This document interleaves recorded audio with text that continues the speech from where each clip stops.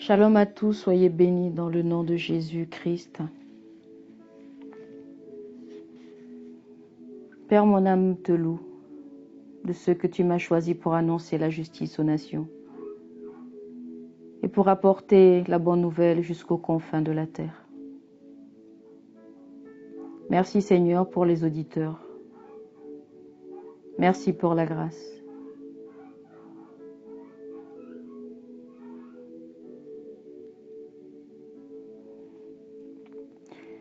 Bien-aimés, ce matin, le thème, le jugement des croyants.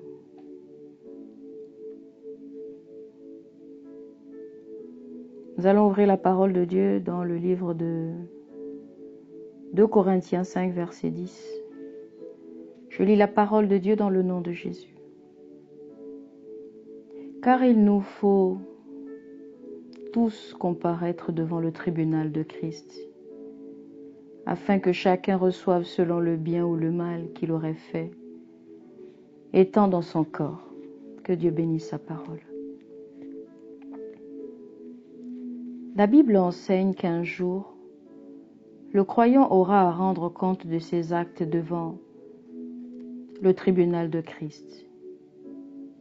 En ce qui concerne le jugement des croyants, les faits suivants méritent considération.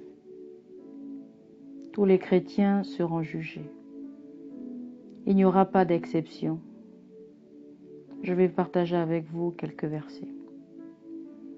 Romains 14, verset 12. 1 Corinthiens 3, verset 12 à 15. 2 Corinthiens 5, verset 10. Ecclésiaste 12, verset 15. Ce jugement aura lieu lorsque Christ reviendra chercher son Église. Jean 14, verset 3. 1 Thessaloniciens 4, verset 14 à 17. Il n'y a d'autre juge que Christ. Oui. La Bible parle du jugement des croyants comme de quelque chose de sérieux et de solennel, particulièrement parce que cela implique la possibilité de perte ou de consomption, de honte en sa présence lors de sa venue. 1 Jean 2, verset 8. Bien-aimé, le roi de gloire. Lorsqu'il fera son entrée, bien-aimé, qui seras-tu? Comment te présenteras-tu devant le Tout-Puissant, devant Jésus qui t'a tant aimé, devant ce Jésus qui est mort à la croix, afin que tu aies la vie ce matin, devant Jésus qui te fait grâce d'entendre ce message. Qui seras-tu en ce jour-là? Au jour de la venue de Christ et de la destruction de l'œuvre de toute une vie, qui seras-tu? Oui. Toutefois, le jugement des croyants n'implique pas une déclaration de condamnation de la part de Dieu. Tout sera rendu manifeste. Le mot apparaître en grec,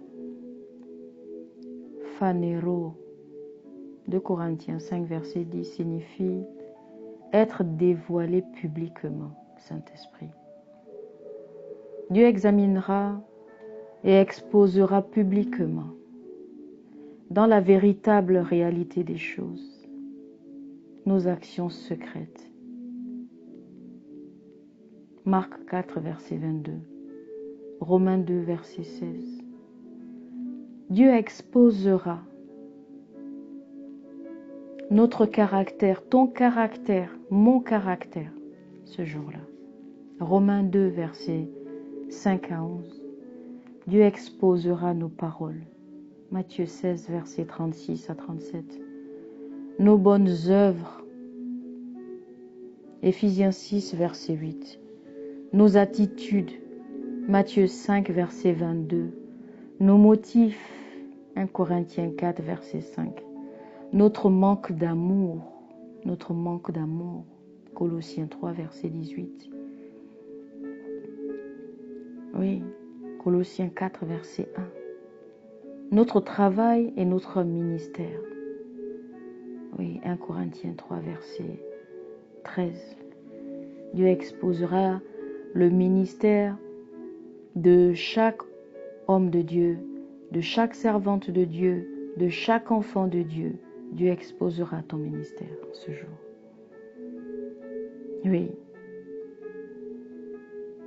En tant que croyants, nous devrons rendre compte de notre fidélité et de notre infidélité envers Dieu. Matthieu 25, verset 21, verset 23, 1 Corinthiens 4, verset 2 à 5. Nous devons rendre compte de nos œuvres dans la lumière, de la grâce, des opportunités que nous avons eu à voir, de la connaissance que nous avons mis à disposition pour l'œuvre de Dieu. Luc 12, verset 48, Jean 5, verset 2 à 4, Romains 8, verset 1. Oui. Les mauvaises œuvres des croyants sont pardonnées lorsqu'ils s'en repentent. Elles n'ont pas d'incidence sur leur sort éternel. Romains 8, 1, il n'y a plus de condamnation à tous ceux qui sont en Christ. Mais ces œuvres, elles seront quand même prises en compte au moment du jugement. Car celui qui agit injustement recevra selon son injustice. À ne pas oublier. Ne faites pas de votre liberté une vie pécheresse. Ne faites pas de votre liberté une vaine manière de vivre. Ne faites pas de votre liberté des choses qui ne glorifient pas Dieu. Oui. Car celui qui sait faire ce qui est bien et qui ne le fait pas pêche devant Dieu. Colossiens 3, 25, Ecclésiaste 12, 15, 1 Colossiens 3, 1 Corinthiens 3, 15, 2 Corinthiens 5, verset 10. De Dieu se souviendra des bonnes œuvres des croyants. Dieu se souviendra de leur amour et il les récompensera. Le Seigneur récompensera tous ceux qui auront bien agi. Oui, bien-aimés. Il y a une récompense. Pourquoi tu crois en Dieu aujourd'hui? Tu crois en Dieu parce que tu crois qu'il est mort à la croix pour toi, qu'il a donné sa vie pour toi. Et tu crois en Dieu pour l'espérance de la vie éternelle. Tu crois en Dieu pour deux choses. Tiens-toi à cette espérance. Les résultats spécifiques du jugement des croyants varieront. Il y aura soit un gain, soit une perte de joie. 1 Jean 2, verset 28. L'approbation divine. Matthieu 25, verset 21. Oui, de tâches ou d'autorité. Matthieu 25, verset 14 à 30. De position. Matthieu 5, verset 19. Matthieu 19, verset 30. De récompense. 1 Corinthiens 3, verset 12 à 14. Philippiens 3, verset 14. 2 Timothée 4, verset 8. Et d'honneur, Romains 2, verset 10. 1 Pierre 1, verset 7. L'imminence du jugement des chrétiens devrait parfaire en eux la crainte du Seigneur. Oui, son imminence devrait parfaire en nous la crainte de le rencontrer. Il faut que nos vêtements, nos robes soient blancs comme de la neige. Il faut que nos cœurs soient des cœurs purs. 2 Corinthiens 5, verset 11. Philippiens 2, verset 12. 1 Pierre 1, 17. et les pousser à faire preuve de détermination, de maîtrise de soi, à veiller et à prier. Amen. 1 Pierre 4, versets 5 à 7. À vouloir vivre dans la sainteté et dans la piété. 2 Pierre 3, 11. Et à manifester la miséricorde de la bonté envers tous. Matthieu 5, verset 7. 2 Tite 1, verset 16 à 18. Bien-aimés, je vous exhorte dans le Seigneur à vous réjouir en tout temps, mais de laisser l'imminence du jugement de tous les croyants parfaire la crainte du Seigneur dans vos vies.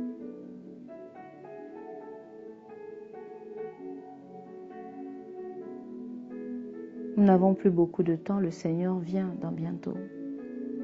Veillez et priez, l'a-t-il dit dans sa parole. Merci Seigneur. Merci Seigneur. Tu ne fais exception de personne. Merci Saint-Esprit, localise-nous dans ta miséricorde et délivre-nous de nous-mêmes. Afin que Seigneur, nous puissions marcher dans ta crainte. Donne-nous de faire preuve de détermination. Donne-nous de faire preuve de maîtrise de soi. Donne-nous de veiller à la prière. Donne-nous de vivre selon la sainteté. Donne-nous de manifester de la miséricorde et de la bonté envers nos prochains. Oui, Seigneur. Donne-nous de nous aimer. Oui, parce que certains d'entre nous ne s'aiment pas. Donne-nous de nous aimer, Seigneur. Car tu nous as aimés le premier. Remplis-nous de toi et délivre-nous de nous-mêmes dans le nom de Jésus.